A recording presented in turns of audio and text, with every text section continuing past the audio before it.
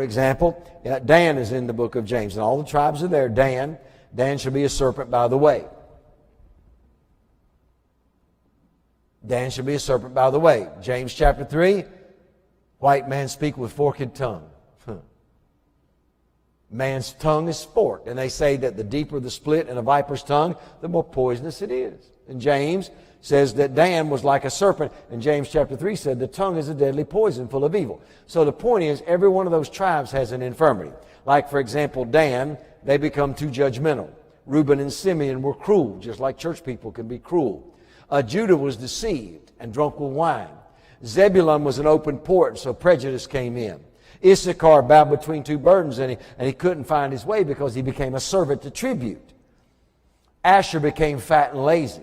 He fed at the king's table, and his dainties became his downfall. He fed. Naphtali was obtained by wrestling, but Naphtali also became a hind let loose. He wanted to give good words. He wanted freedom without structure.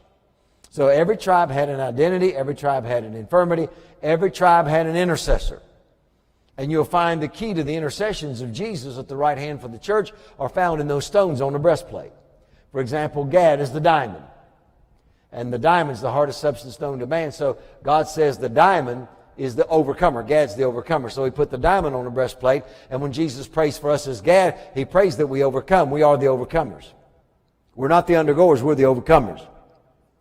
So if you go back and you study the breastplate of the high priest, you'll find out the stones are a revelation of the tribes and how Jesus prays for us. And you can connect to Him there. For example, Reuben's stone was the emerald. And when you go to the book of Revelation chapter 4, there was a rainbow round about the throne of God. It was like a what? Like an emerald. And that emerald represents the Son of God, or the firstborn from the dead, Jesus. And green represents life. You know, everything's green in the summertime and springtime. So the throne of God is set in the covenant of the Son in life.